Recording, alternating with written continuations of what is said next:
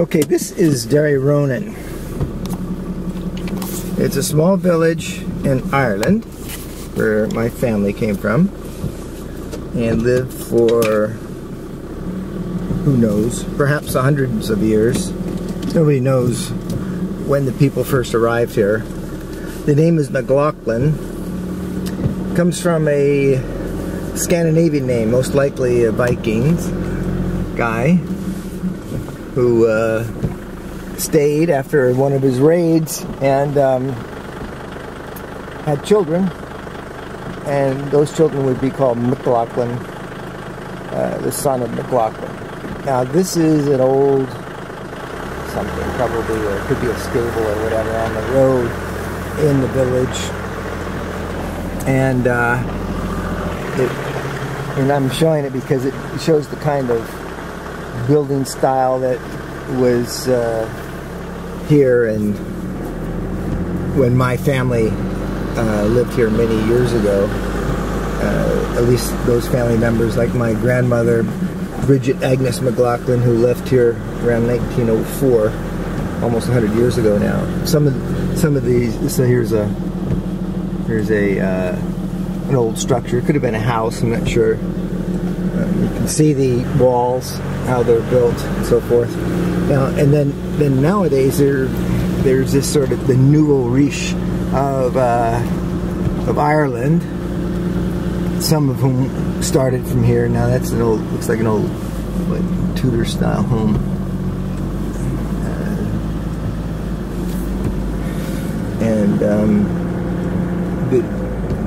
That's another subject, this nouveau riche thing, because Ireland has enjoyed a period of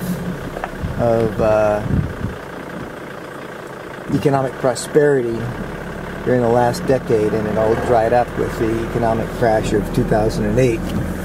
Now they're suffering dearly. Some of these homes are now abandoned. Some of them are on the market. Some of them were not completed. But anyway, this is the road to the bog. We're going to the bog because I want to see where my family used to go to get their peat, and I'm not entirely sure I'm going to reach there. Let me see. Is it down here? I'll just take. This is a possible sidetrack. No, this is a dwelling of a family. So I'm going to back up. Trusty Kiharambe has no problem on these roads, and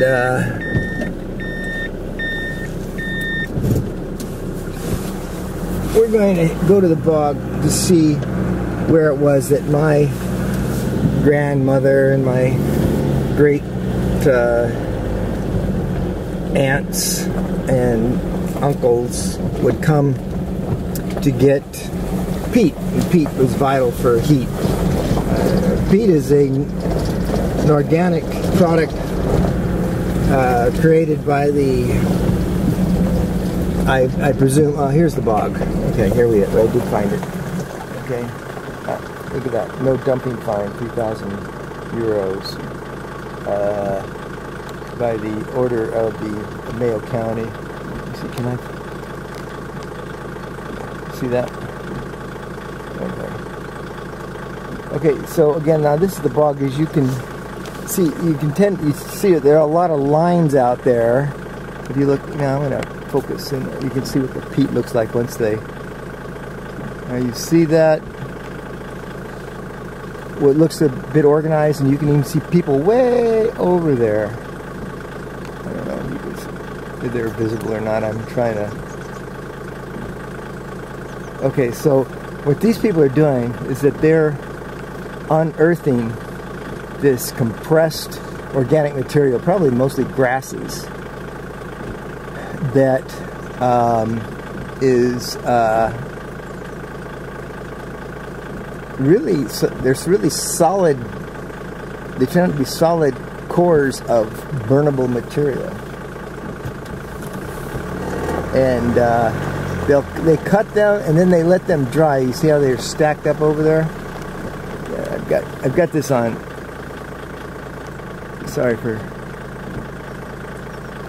Okay, that's a, you know, I'm just going to scan once more. Oh, this is peat, a bog, okay? Oh, this is land that is it's not viable for anything other than harvesting these organic materials called peat that is then used for burning. And it's organized into little stacks after it's brought up from the deeper layers. It is then dried, and then when it's dry enough, they come and pick it up and bring it to their homes, and that's their source of energy. Now, John McLoughlin, the owner of the home, now the owner of the ranch, the farm where the family, let me pull out a little bit here, where the farm is, says that there is enough peat in Ireland that they could export it, but because of environmental issues and concerns, they're not doing that. So most of the time, peat is produced just for local consumption. And the way it's organized is that people will have designated areas of land which is linked to the ownership of their primary property. And then, okay, now look at this. This is great. So this looks like, this is peat here. You see it? Okay, see how it's cut into blocks, almost brick size, huh? There's brick size blocks. You can see the wetness of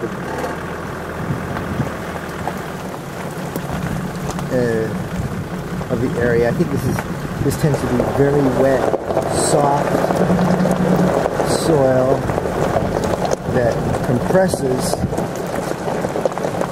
over time. There, you can see now, after they dig down deep for the peat, you know, the water then collects, because this is very moist ground, so there's plenty of water in the soil. Pull out just a little bit, and so this is where my ancestors would find their energy with burning. Okay, I'm going to move to the road here, and you can see when there's a choice. Now I have a choice of going one direction or the other, and I don't know which to choose. So I'm going to go straight on first. We'll see if we can. Oh, that's not a very good road. You see, it doesn't really go anywhere. It goes off into more peat area. Okay, so here we go. Down the road in the bog. And there's bog to the left, and there's bog to the right. All right. Now the McLoghlins no longer get their peat from here because they say this is low quality. So earlier today, John took me to their bog, which is 9 miles from here. And then we went and we checked it out, and the quality of the peat over there is much higher. This is considered overly used, this bog here. Excessively used to the point that it's low quality, and I guess the McLoghlins feel it's a waste of time and energy to use this. And it's also tends to be more superficial.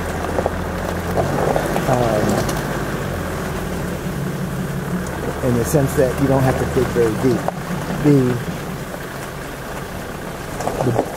The bog over on the other side, about 9 miles from here, I don't know the name of it.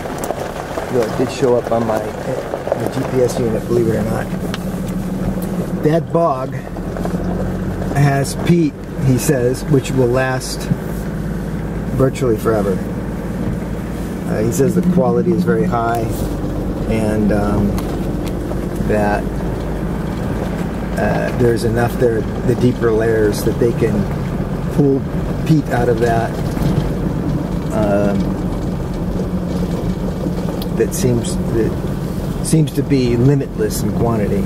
Obviously, that's never true. We know that because of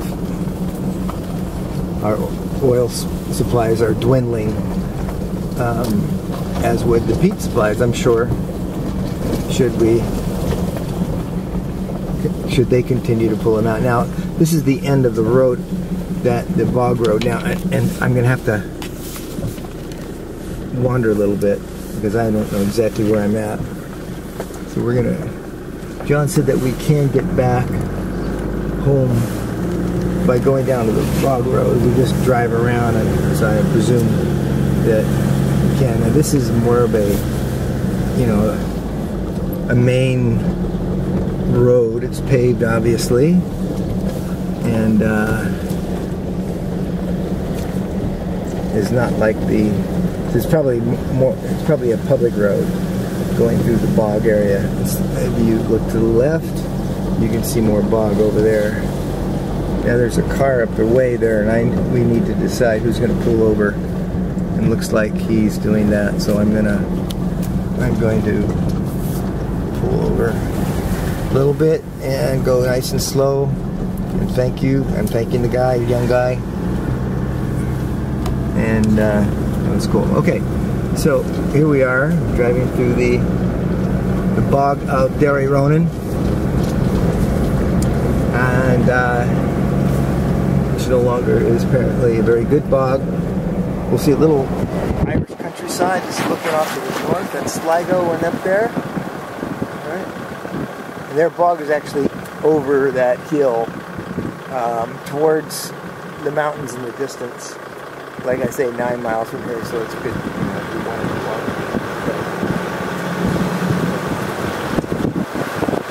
Now, we're going to see if we can find our way back to the McLoughlin home. Because I don't exactly know where we're at.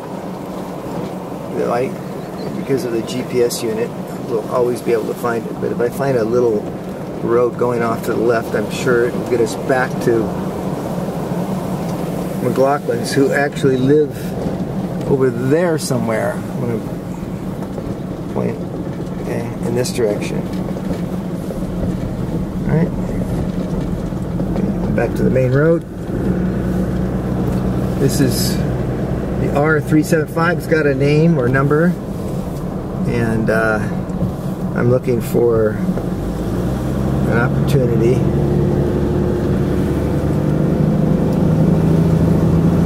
to turn back in the direction of Derryronane, and I think maybe that was one. I'm going to back up a little bit, and we'll see. Ooh. Oh, sorry.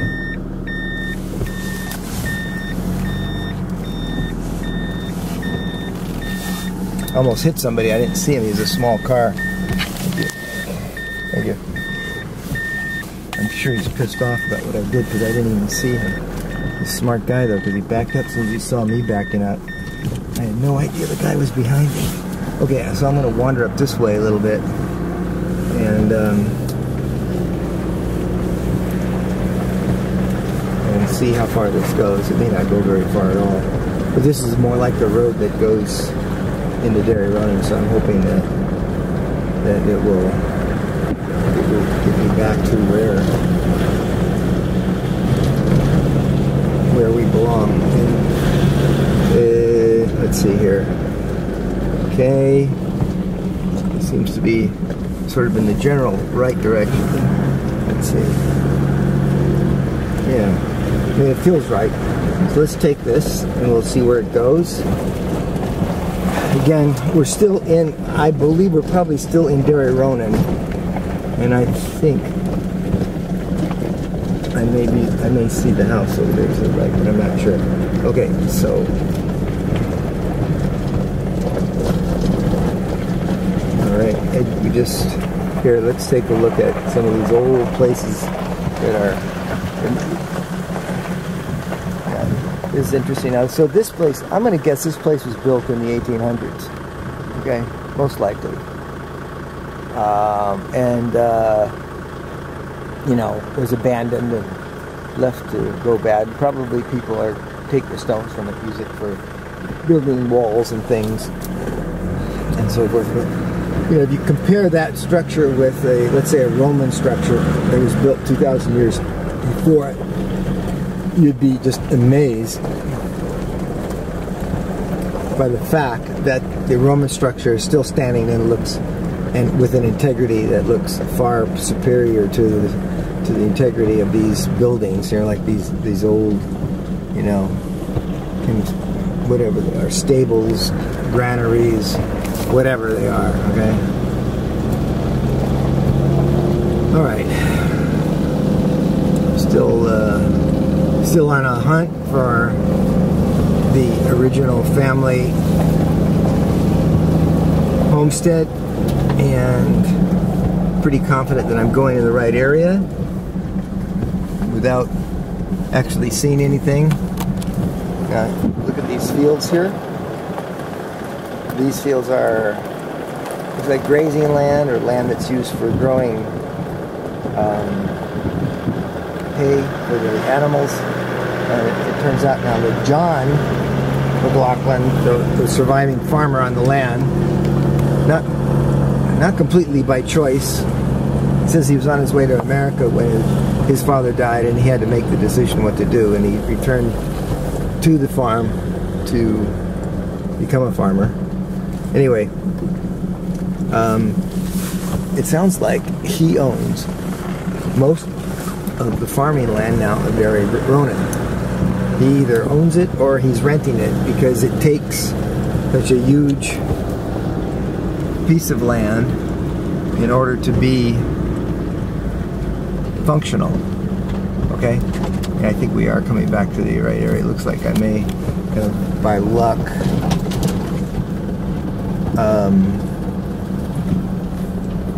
found the right area. It may be premature to say that, but I just have a sense. A couple horses. I have no idea what value horses are to people around here. I have a feeling that they're just here for the equivalent of pets, and maybe for riding. Certainly it's not for function, because you don't see horses being used. Yes, I'm pretty sure now, because this, I'm in the backside of a couple of houses I recognize. See that home there? That one over there is an abandoned home, and it was, it is owned apparently by the owners of this house, and they just let it go. I don't know why, but anyway, it seems to be what was going on in the last decade because of the economic downturn. Sorry, the economic upturn. And then here's another old building, again with the same sort of stone structure. They take flat stones and then they stack them one on top of the other, with the idea of fitting them well enough that there's some stability. And it looks like, for the most part, it works. Okay, so now we're going. So we did make it back. We got really lucky. Here's one of those Nouveau Riche homes in Swinford. And we're actually quite close to the home of the McLoghlins. Now, the lady here, her name is Teresa. I met her yesterday. She's the next door neighbor of the McLoghlins. And this is her garden. It's really quite well taken care of. Amazing, huh? Look at that. She and her husband spent a lot of time there. It's their passion. Now, that home there is the McLoghlins house. The trees help for me to recognize it. It's sort of a landmark. They've been there for about 50 years or so. This is a relatively new home built here to replace the old home, and again, part of the consequence of the economic upturn of the early 2000s, and the family in this case still lives there. And this home there, that's the home of Donald McLoughlin. Now, Donald was a little kid when I first got here. I think he was 9 years old, and I saw him again yesterday. Only the second time I've seen him since then. I saw him in 1985 when he took us out for an Irish to an Irish pub, or I don't know, nightclub, and we enjoyed Irish music, dancing, and whatever, till the wee hours of the morning. That was in 1987 when we brought the football team, the soccer team, to Europe.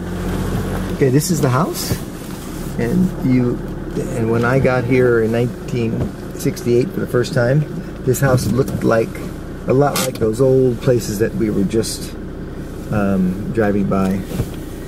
Now you can see that it's a modern home.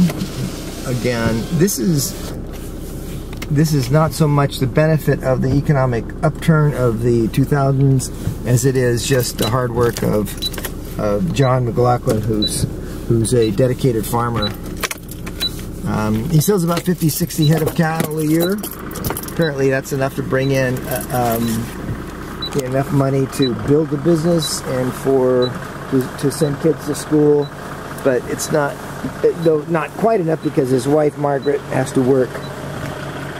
And so that's a visit to the bog.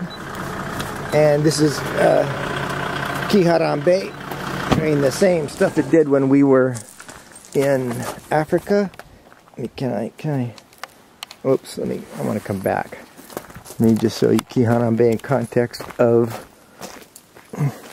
there you are, Derryronane, performing well in the Irish bogs and the land of Derryronane, as you did when we were in Africa. And this is the ancient home of the McLoghlins, and my forefathers on the Irish side. Forefathers, foremothers on the Irish side. This is where they were born for probably hundreds of years, possibly since when the Scandinavians first got here.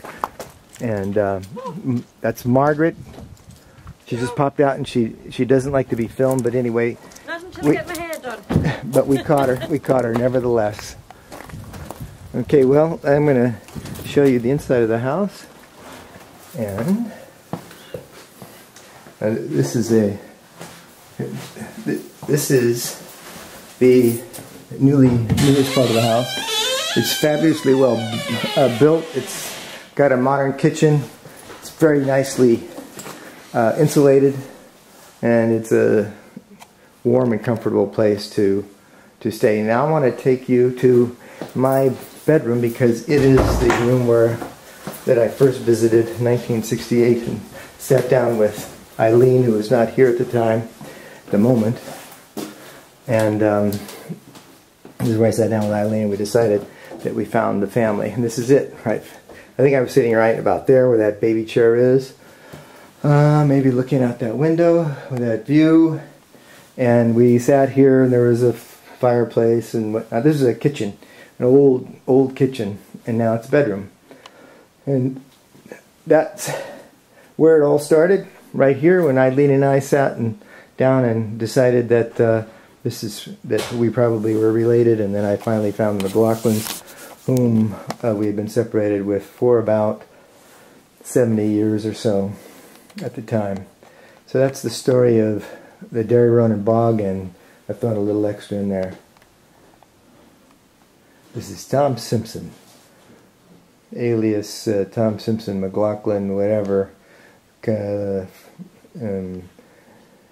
from Derryronane in County Mayo, Ireland.